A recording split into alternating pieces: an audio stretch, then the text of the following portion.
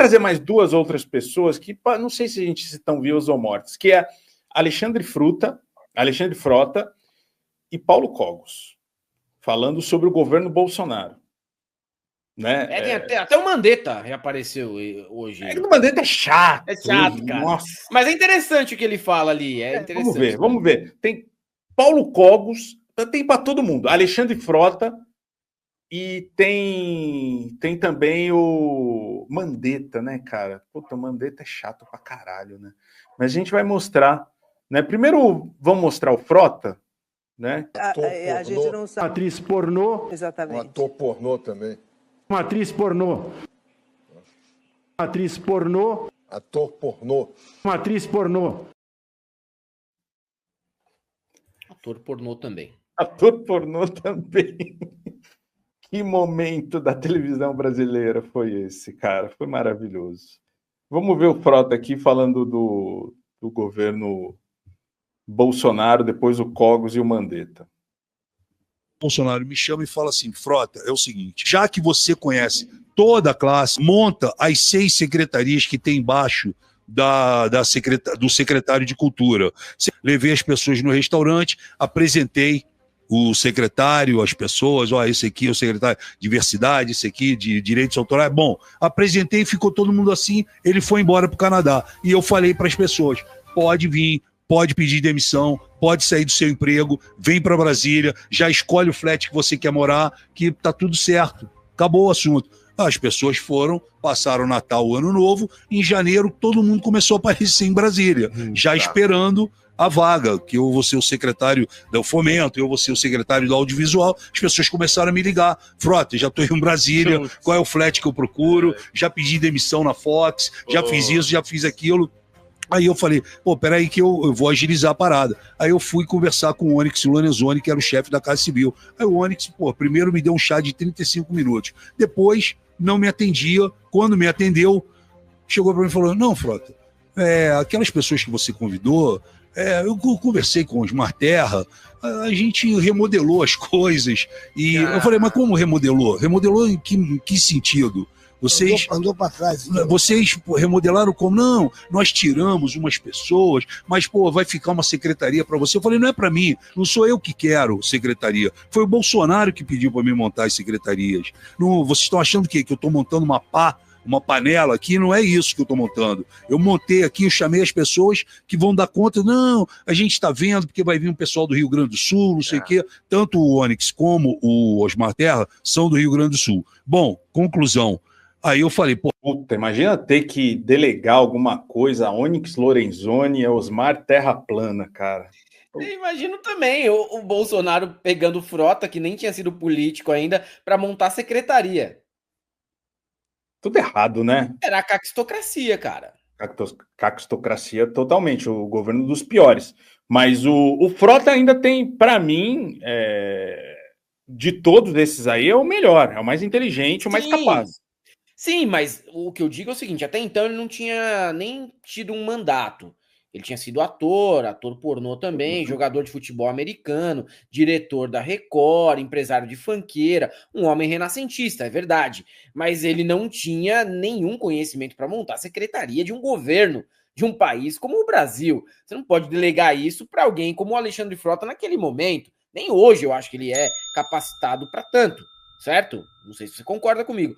Agora você pega e delega para o Frota montar a secretaria e o Frota começa a ligar para os caras, mandando os caras saírem dos empregos. E o pior, daí depois você vê como o Bolsonaro já era cuzão desde aquele momento. Porque ele falou pro cara, prometeu pro cara que ele poderia montar secretarias e na hora do vamos ver, ele chega e liga pro Bolsonaro. O Bolsonaro falou: não, mudei de ideia, cara. Falei que com o Onyx Lorenzoni e Osmar Terra Plana não vai ser mais você não que vai tocar. Mas, já chamei os caras. Dá um jeito com eles aí, é problema de vocês. Eu falei, mas eu já mudei de ideia. Então, assim, a palavra do cara não vale nada. E depois a gente vai ver o vídeo do Mandetta, que é mais ou menos parecido. O pessoal tá jogando os podres aí da época do governo do Bolsonaro, e era um governo que funcionava desse jeito, meio clandestino mesmo. Vou falar com o Osmar Terra. O Osmar Terra não me atendeu. Falou: não, fala pro Frota voltar outra hora, não sei. Eu fiquei puto, malandro. Fiquei puto, eu fui direto no Bolsonaro. Ou seja, o Frota ele já começa o governo rompido com o Bolsonaro, porque o Bolsonaro prometeu algo que não cumpriu depois. E você pega o do Mandetta, põe o do Mandetta na sequência, que tem tudo a ver com isso daí. Porque o Bolsonaro pedia tempo de televisão sem avisar ninguém.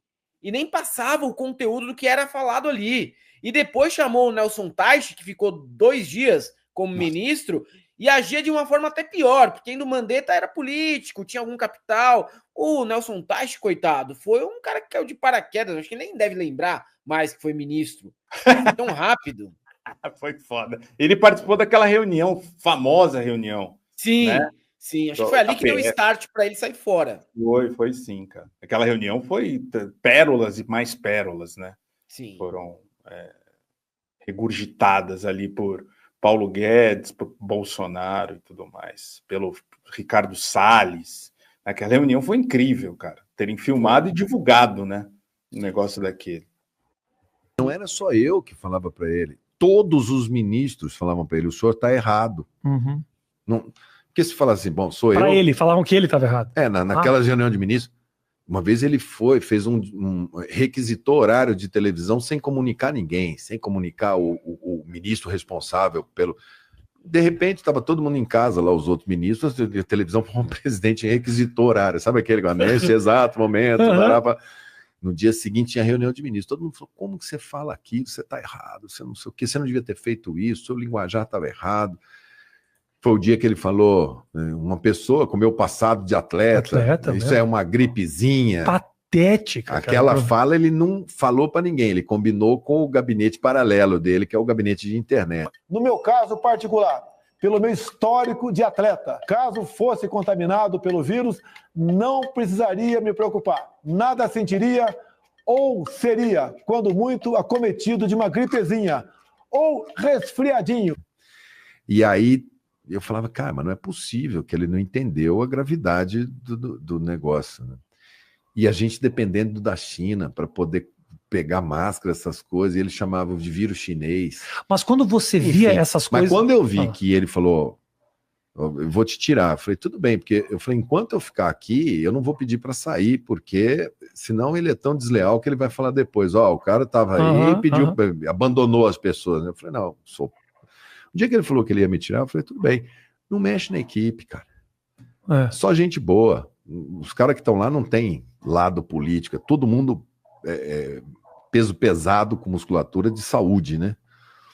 Aí, foi uma conversa assim, como você está dizendo? Eu fui no dia seguinte, na posse do cara que me sucedeu do Teich, eu fui lá, passei o cargo, desejei boa sorte a ele. O Teich até hoje não sabe o que aconteceu. O Teich ficou 20 dias de lá. Ele não sabe o que aconteceu. Ele está perdido até agora. Fala, eu fui ministro? Como assim? É mesmo? Ele saiu correndo, igual aquele filme lá do Tom Hanks. Sabe o cara que sai correndo e não sabe para onde vai? Ele tá até agora... Forrest Gump. Teve uma imagem dele que era muito boa. O dia que o cara pergunta para ele: o Bolsonaro acabou de liberar a abertura de salão de cabeleireiro. Ele fez isso? Que ele decidiu isso aí. Isso aí saiu hoje, isso. Falou agora. Decisão de quem é manicure, academia.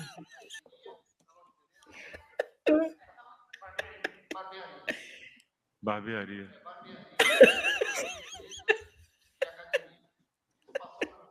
Não, isso aí não é. Não passou. Não é atribuição nossa. Isso aí é uma decisão do presidente. Eu não. 2 dias ele pegou e foi embora. Eu acho que o negócio dele era contra salão de cabeleireiro. Ele não queria que funcionasse.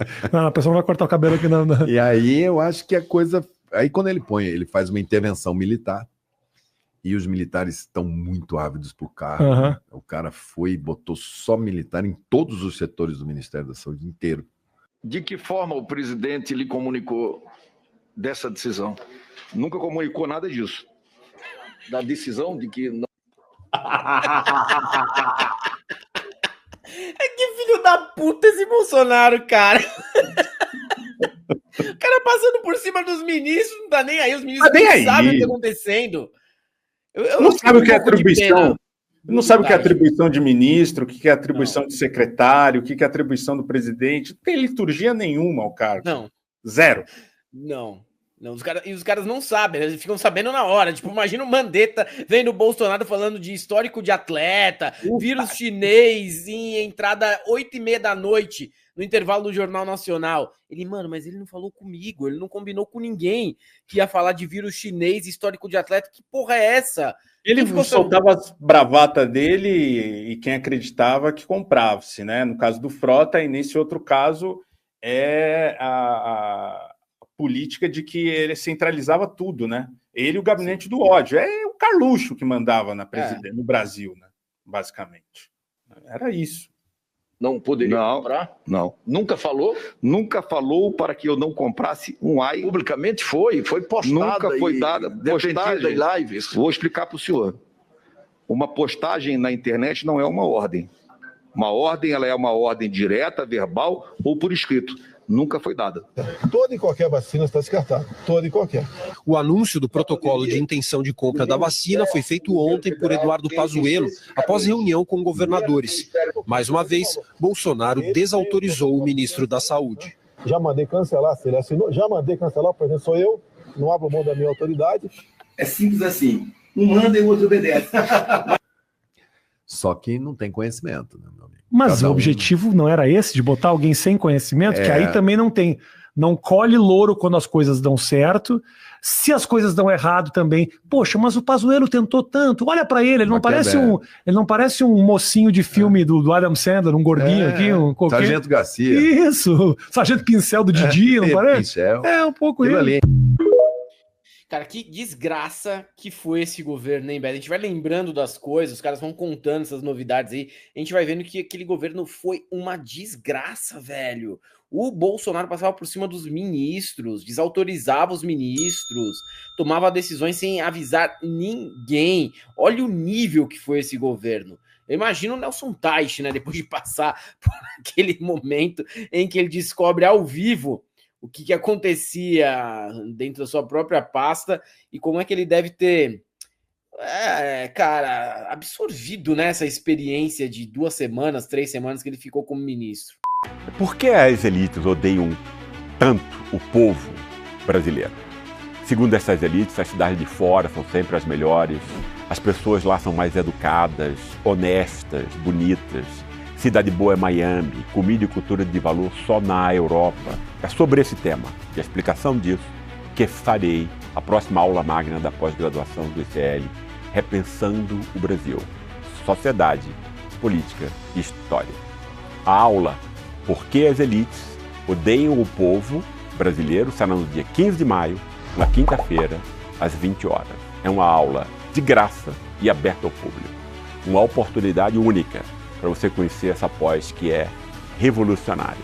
Participe desse momento especial com o ICL e a FESP São Paulo.